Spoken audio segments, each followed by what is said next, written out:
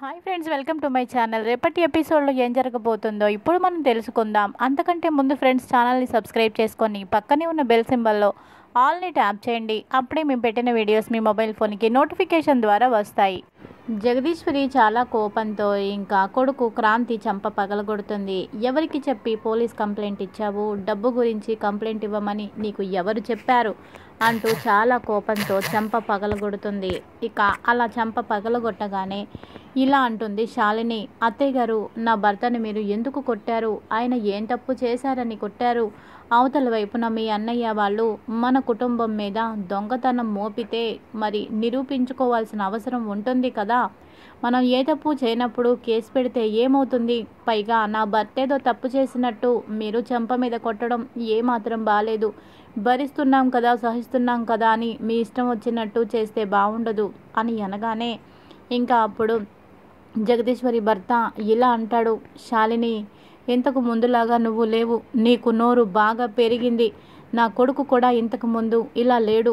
ఇలా మారటానికి కారణం నువ్వే అని నాకు తెలుసు. ఎంతైనా కోడలైనా కూతురైనా మాకు సమానం కాబట్టే నీకు ఇంతకంటే ఎక్కువ నేను చెప్పలేను. ఇంట్లో గొడవలు అల్లర్లు సృష్టించద్దు.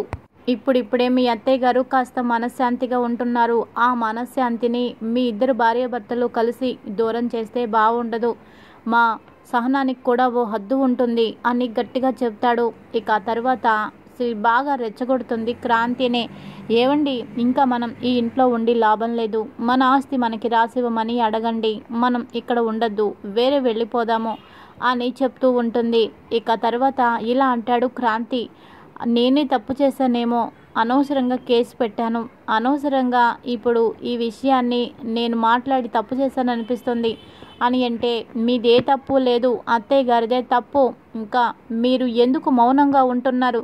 రేపే మన ఆస్తి మనకి రావాలని అడగండి. లేదంటే కోర్టుకు వెళ్ళి మన ఆస్తి ఎలా రప్పించుకోవాలో నాకు తెలుసు. ఏం లేదు, మీరు మౌనంగా ఉండండి, నా పక్కన ఉండండి, అంతే చాలు. కథ అంతా నేను నడిపిస్తాను అని అంటుంది. ఇక తర్వాత వద్దు, ఇంకా గొడవలు పెద్దవవుతాయి అని అంటే, అయితే అవ్వనివ్వండి. నా భర్త నలుగురిలో నవ్వులు పాలయ్యాడు, దొంగతనం ముద్ర మోపబడ్డాడు. పైగా మీ అమ్మ అందరి ముందు మీ జంప పగలగొట్టింది. మీకెలా ఉంటుందో తెలియదు కానీ నా భర్తని అలా కొడితే నాకెలా ఉంటుంది? ఆ దెబ్బ నా మీదే పడినంత బాధగా ఉంది. నన్ను కొట్టినా నేను బాధపడను. నా కళ్ళ ముందు భర్తని కొట్టింది, నాకెంత కష్టంగా ఉంటుంది అని ఇక వగలాడిలాగా నటిస్తూ ఉండగానే ఇంకా క్రాంతి నిజమే అని నమ్మేస్తాడు. నువ్వు చెప్పినట్టే చేద్దాము.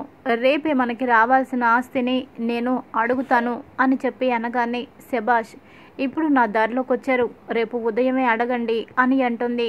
సరే అని అంటాడు. ఇదిలా ఉండగా ఇంకొక పక్కన వరదరాజులు ఇలా అంటాడు తన తమ్ముడు కూతురుతో, చూడు శశికళ, ఇక నుంచి నువ్వు మీ బావని మరిచిపోవాలి. ఈ కుటుంబంతో మనకి బంధుత్వం వద్దు. నేను నా చెల్లెల మీద ప్రేమతో, అలాగే నీ మీద ప్రేమతో, నమ్మకంతో 100 మెట్లు దిగి ఇక్కడికి నేను వచ్చాను. ఈ ఇంట్లో అడుగు పెట్టాను. ఈ జన్మలో ఇంటి గడప తొక్కననుకున్నాను. కానీ నేను కూడా మారి 10 అడుగులు వెనక్కి తగ్గినందుకు ఈరోజు ఎంత అవమానం. నా మీదే అనుమానంతో పోలీస్ కంప్లైంట్ ఇవ్వడం కూడా జరిగింది. ఎంతకంటే అనుమానం, అవమానం ఇంకోటి ఉంటుందా చెప్పు? నీకోసం నేను ఇంతలా దిగజారితే వీళ్ళేమో నా పరువుని, ప్రతిష్టని దిగజార్చాలని చూస్తున్నారు. ఈ సంబంధం నాకు నచ్చలేదు. చంద్రకళ, నా మాట విని ఇక్కడి నుంచి వెళ్ళిపోదాము. విరాట్కి నీకు సెట్ అవ్వదు అని అంటాడు. ఇక చంద్రకళ అలాగే చూస్తూ ఉంటుంది. జగదీశ్వరి, అన్నయ్య, నా కొడుకు ఏదో తెలుసో తెలియకో తప్పు చేశాడు, మీరు మన్నించండి, నా మొహం చూసి మన్నించండి అని అనగానే ఇక శ్రీరాజ్, ఏంటత్తా మన్నించేది? నువ్వు చేసిన తప్పునే మన్నించాడు అనుకున్నాను, కానీ అంత పెద్ద తప్పుని మన్నించాడని ప్రతి విషయంలోనూ ఇలా నాన్న మీద నింద వేసి ఇలా అవమానిస్తూ ఉంటే చూస్తూ ఎలా ఊరుకుంటాడో? నేను కూడా ఊరుకోను. ఇంకా ఈ సంబంధాన్ని క్యాన్సిల్ చేసుకోవడమే మంచిది. మీ మా నాన్న మీరుండండి, మా నాన్న మేము ఉంటాము అని అంటాడు.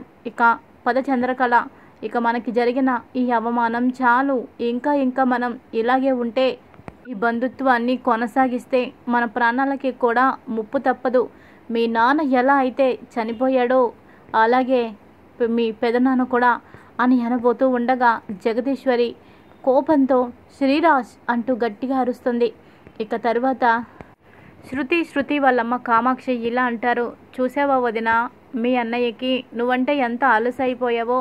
కన్న కొడుకు అని చూడకుండా శ్రీరాజ్ని ఇందాక క్రాంతిని కొట్టారు. ఇంకా కేసు కూడా వాపస్ తీసుకోమని చెప్పారు. మనం ఏం చేసినా తప్పు అన్నట్లు మీ అన్నయ్య ఎందుకు మాట్లాడుతున్నాడో నాకు అర్థం కావడం లేదు. డబ్బు మనకిచ్చాడు అని అంటున్నారు, ఆ డబ్బు మనకి ఇవ్వలేదు, కానీ వాళ్ళు నమ్మడం లేదు. కానీ మన దగ్గర ఆ డబ్బు లేదు.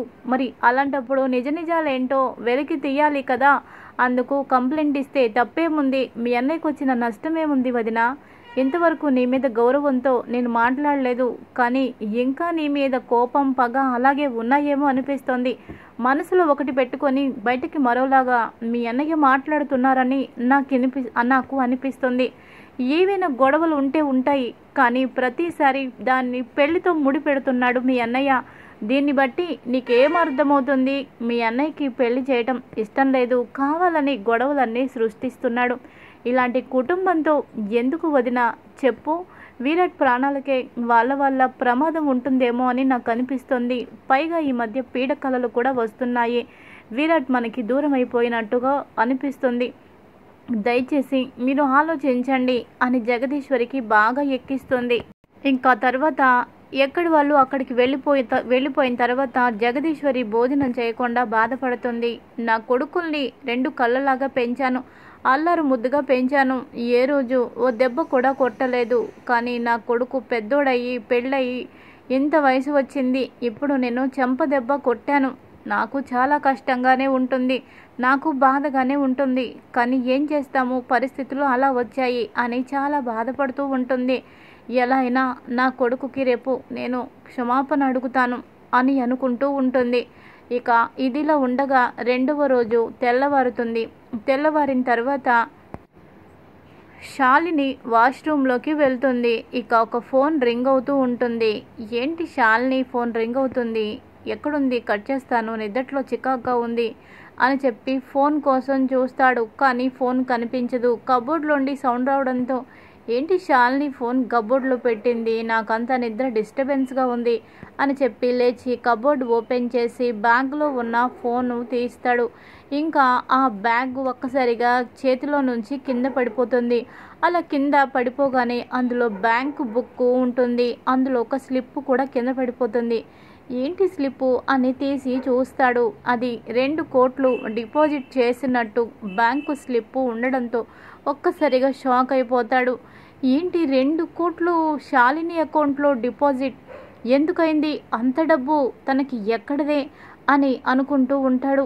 ఇక తర్వాత వెంటనే ఆ స్లిప్ తన దగ్గర పెట్టుకుంటాడు. తనకి కొంచెంగా అర్థమవుతూ ఉంటుంది. 2 కోట్ల రూపాయలు మావయ్య మాకిచ్చాడు అని చెబితే మా దగ్గర లేవు, మాకివ్వలేదు అని ఇన్నాళ్ళు వాదించుకుంటూ వచ్చాము. కానీ ఆ 2 కోట్లు ఇప్పుడు శాలిని అకౌంట్లో పడడం ఏంటి, తన అకౌంట్లో డిపాజిట్ అయి ఉండడం ఏంటి, ఆ 2 కోట్ల డబ్బు తనకి ఎక్కడిది, ఆ డబ్బే కదా. నాకు తెలియకుండా అంత డబ్బు తన దగ్గర ఉంది అంటే అది మామూలు డబ్బు కాదు, ఖచ్చితంగా మామయ్య గారు ఇచ్చిన డబ్బే. ఈ విషయంలో శాలినినే కథంతా నడిపింది. ఏమీ తెలియనట్టు నన్ను అమాయకుణ్ణి చేసి పిచ్చివాణ్ణి చేసింది. అమ్మని కూడా ఇబ్బంది పెట్టి తల్లి కొడుకుల మధ్య చిచ్చు రేపాలని చూసింది. ఈ శాలినిని నేను బాగా నిలదీస్తాను, ఇంట్లో నుంచి గెంటేస్తాను అని అనుకుంటూ ఉంటాడు. ఇక తర్వాత అందరూ కూడా టిఫిన్ దగ్గర కూర్చుంటారు. డైనింగ్ టేబుల్ దగ్గర టిఫిన్ కోసం కూర్చుంటారు. ఇంకా క్రాంతి మాత్రం రాడు.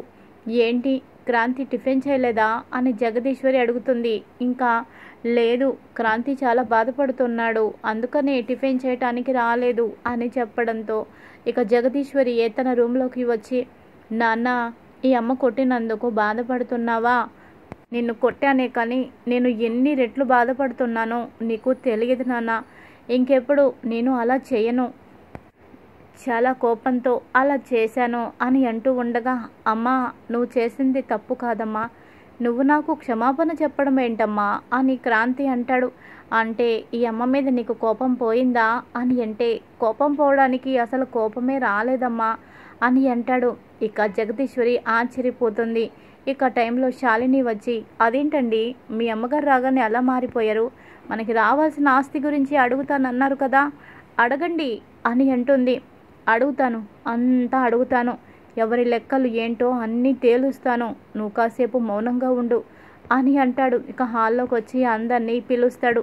అందరూ హాల్లోకి వచ్చిన తర్వాత ఆ 2 కోట్ల రూపాయలు వరదరాజులు మామయ్య ఎవరికో ఇవ్వలేదు, నా భార్య శాలినికే ఇచ్చాడు అని అనగానే అందరూ షాక్ అయిపోతారు. శాలిని ఇంకా షాక్ అయిపోతుంది. ఏం మాట్లాడుతున్నారండి మీరు, 2 కోట్లు నా దగ్గర, ఏమంటున్నారు మీరు అని ఇంకా గజగజ వణికిపోయే స్వరంతో శాలిని అనడంతో, 2 కోట్లు వరదరాజులు మామయ్య నీకే ఇచ్చాడు, నువ్వు మామయ్య కలిసి కావాలనే డ్రామాలు ఆడుతున్నారు, నిన్నటి వరకు నేను నిన్ను ఎంతో నమ్మాను, కానీ నువ్వేంటో నాకు ఇప్పుడే తెలిసింది, నీ బ్యాగులో 2 కోట్లు నీ అకౌంట్లో డిపాజిట్ అయినట్టు స్లిప్ దొరికింది, ఎంత డబ్బు నీకు ఎక్కడిది, పైగా ఆ రోజు డబ్బు మిస్ అయిన రోజు డేటే ఈ స్లిప్పులో కూడా రాసుంది, అంటే ఆ డబ్బు నీ అకౌంట్లో వేసుకోమని వరదరాజుల మామయ్య ఇచ్చాడు, ఎందుకు ఇలా చేస్తున్నావు, ఎవరికి ద్రోహం చేయాలనుకుంటున్నావు, మమ్మల్ని బాధ పెట్టి మమ్మల్ని మోసం చేసి ఏం సాధించాలనుకుంటున్నావు, మా అన్నయ్య చంద్రకళ వదిన్ని పెళ్లి చేసుకోవాలనుకోవడమే తప్పైపోయిందా, వాళ్ళిద్దరు పెళ్లి చేసుకుంటే నీకొచ్చిన నష్టమేంటి, మామయ్యకు వచ్చిన నష్టమేంటి,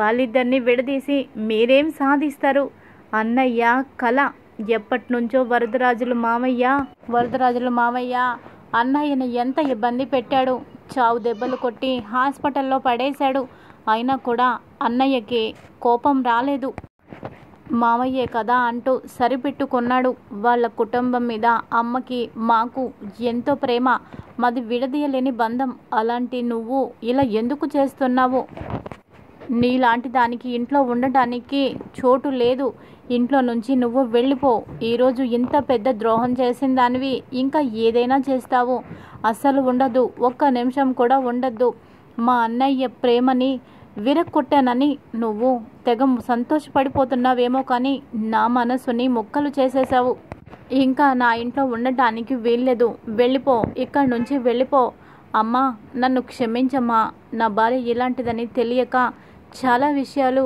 నీతో నిన్ను విభేదించాను, నీకు తెలియకుండా కంప్లైంట్ కూడా ఇచ్చాను, నిన్ను నేను బాధ పెట్టాను, ఆ 2 కోట్లు వరదరాజులు మామయ్య నా భార్యకే ఇచ్చాడు, దీనికి ఇదే సాక్ష్యం అని స్లిప్ చూపించడంతో అందరూ షాక్ అయిపోతారు. ఇంకా తరువాత శాలిని ఏడుస్తూ విరాట్ దగ్గరకు వస్తుంది. బావగారు నాదే తప్పైపోయింది, నేను తప్పే చేశాను, కానీ తప్పుని క్షమించండి, ఇంకెప్పుడు ఇలా చేయను, నేను ఇలా ఎందుకు చేశానంటే ఎంతైనా మీరు ఒకటి, మీ 2 కుటుంబాలు ఒక్కటైపోతే నేను పరాయి దాన్ని, బయట నుంచి వచ్చిన దాన్ని, నన్ను వేరుగా చూస్తారని నేను అలా స్వార్థంతో ఏవేవో ఆలోచించి పిచ్చిదానిలాగా ప్రవర్తించాను, అంతేకాని మిమ్మల్ని మోసం చేయాలని కాదు, చంద్రకళ నాకు తోడి కోడలుగా వస్తే నాకు ఇంట్లో విలువ ఉండదని నేనే తప్పుగా ఆలోచించాను, దయచేసి ఇంకోసారి ఇలాంటి తప్పు ఎప్పుడూ చేయను, మీ తమ్ముడికి సర్ది చెప్పి నా కాపురాన్ని మీరే నిలబెట్టండి బావగారు అంటూ ఇక విరాట్ కాళ్ళ మీద పడిపోతుంది శాలిని.